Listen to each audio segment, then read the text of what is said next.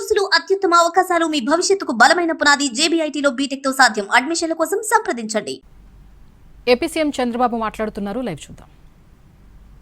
చాలా మందికి ఆ ఇంట్రెస్ట్ ఉండదు, ఇన్క్లూడింగ్ మీ.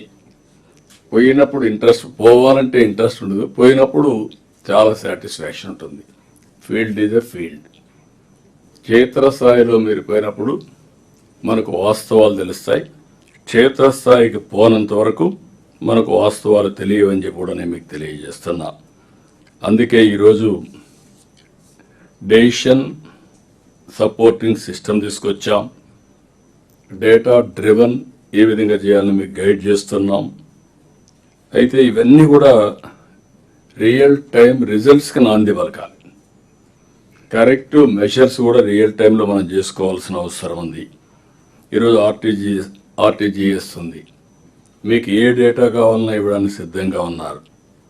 ఇంకొక పక్క డాష్ బోర్డ్స్ ఇవన్నీ కూడా ఉన్నాయి. ప్రిడిక్టివ్ అనలిటిక్స్లో అసిస్ట్ చేయడానికి సిద్ధంగా ఉన్నారు. ఆల్ ఇష్యూస్ కూడా నేను మిమ్మల్ని కోరేది, ఒక టైం బౌండ్ ప్రోగ్రామ్ పెట్టుకుంటున్నాం. Zero pendency of PGRS. Everything address చేయాలి, కంట్రోల్లోకి రావాలి.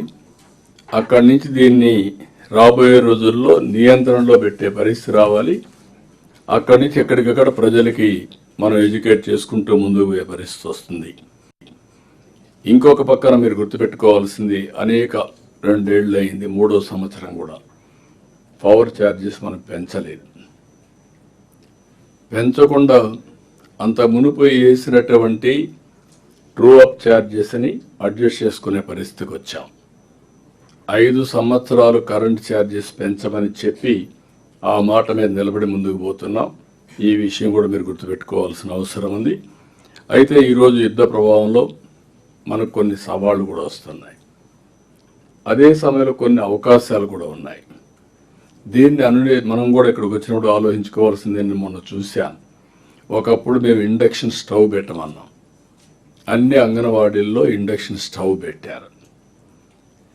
ఇప్పుడు ఆ ఇండక్షన్ స్టవ్ని మొన్న గ్యాస్ ప్రాబ్లం వస్తే ఏదైతే సివిల్ సప్లైస్ కార్పొరేషన్ అంతా అనలైజ్ చేసి, ఈ యొక్క ఇండక్షన్ స్టవ్ వల్ల కొన్ని వంటలు చేయలేరు, కొన్ని ప్రాబ్లమ్స్ ఉంటాయన్నారు. ఇప్పుడు కొత్త స్టవ్ ఒకటి వచ్చింది, అన్ని వంటలు చేయించే పరిస్థితికి వచ్చారు. ఈరోజు మనం చూస్తే గ్యాస్ 900 రూపీస్ సిలిండర్.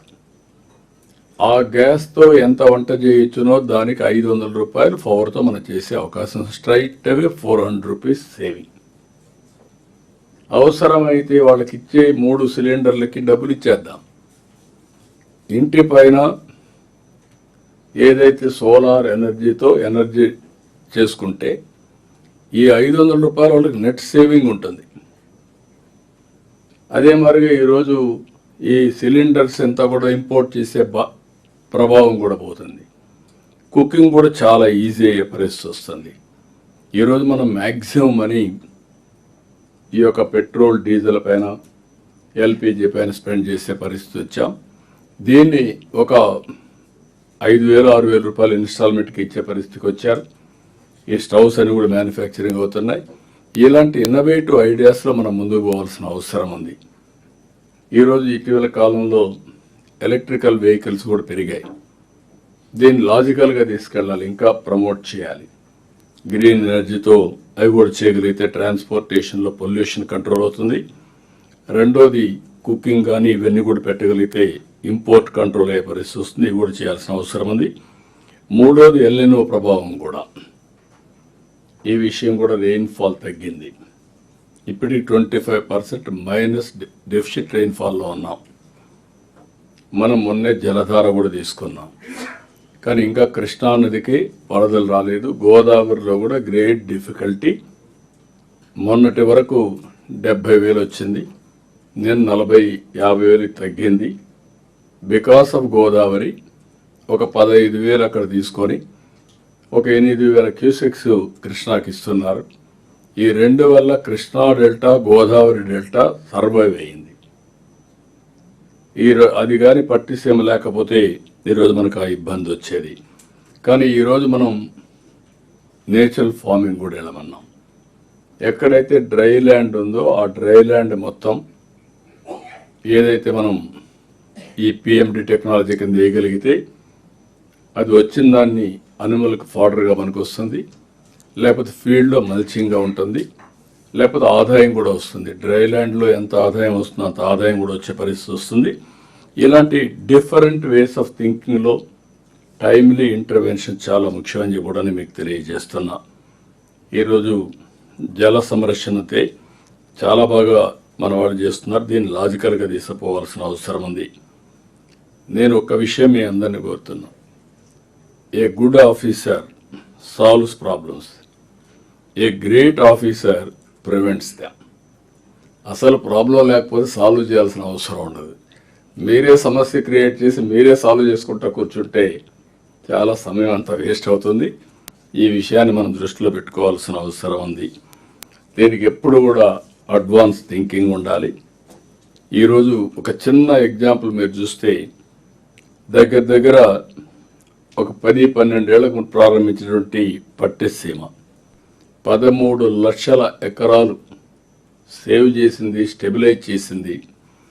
ఇక్కడ మిగిలిన వాటరు శ్రీశైలం నుంచి రాయలసీమకి ఇస్తే లింగాలు లాంటి మండలం highest per capital income better than విశాఖపట్నానికి వచ్చే పరిస్థితి వచ్చింది. అంటే అక్కడ కూడా తెలివైన వాళ్ళు ఉన్నారు, వాళ్ళకు అవకాశాలు కావాలి. ఆ అవకాశాలు మనం ఇవ్వగలిగితే అందిపుచ్చుకునే మనస్తత్వాలు ఉన్నాయి. అక్కడైతే మొత్తం బనానా వేయడం, అది కూడా ప్రిఫర్డ్ వెరైటీ వేయడం, ఇంటర్నేషనల్ మార్కెట్స్ని క్యాప్చర్ చేయడం, ఇలాంటివన్నీ చేసే పరిస్థితికి వచ్చారు. ఒక్క వాటర్ పోతే అనంతపూర్లో కియా మోటార్స్ వచ్చింది. That is the revolution we are able to bring. So దీనివల్ల చాలా లాభాలు వచ్చాయి. ఈ 2 ఏళ్లలో అంద్రి నేవా, సుజల స్రవంతి కుప్పం వరకు తీసుకెళ్ళాం.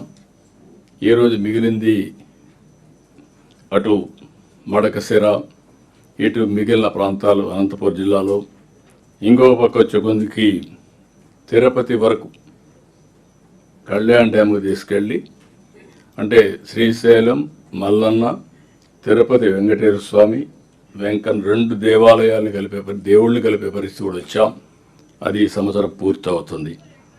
నిన్నే నేను పోలవరానికి వెళ్ళాను. 37 సార్లు వెళ్ళాను ఫిజికల్ ఇన్స్పెక్షన్. 137 సార్లు రివ్యూ చేశాను. అది ఒక స్టేజ్కి వచ్చింది. 2027 మార్చికి ఆ ప్రాజెక్టు పూర్తి చేస్తున్నా, జాతికి అంకితం చేస్తున్నా. I'm proud to announce today it will happen. That is the biggest achievement. Officers కూడా చాలా క్లారిటీతో పనిచేస్తున్నారు. ల్యాండ్ ఎక్విజిషన్ కూడా ఇన్నోవేటివ్ ఐడియాస్ తీసుకొచ్చారు. పీపీఏని మెప్పించారు, చాలా బాగా చేశారు. స్మూత్, ఎక్కడ కూడా ఫ్రిక్షన్ లేకుండా స్మూత్గా ఆపరేట్ అవుతోంది. అక్కడుండే భూమి ఇచ్చిన వాళ్ళు హ్యాపీగా ఉన్నారు. Project is going on very briskly. Ultimately results are coming. దీనివల్ల ఈరోజు అనకాపల్లికి గోదావరి వాటర్ని ఈ నెల 14వ తారీఖున అక్కడ పోయి జలహారతి ఇచ్చి గోదావరి వాటర్ అనకాపల్లిలో రిసీవ్ చేసుకుంటున్నాం. అది కూడా ప్రోగ్రామ్ ఇచ్చాం. అది ఆగస్టు 14న. ఇంకొక పక్కన వెలుగొండ ప్రాజెక్ట్ 96లో ఫౌండేషన్ వేసాం.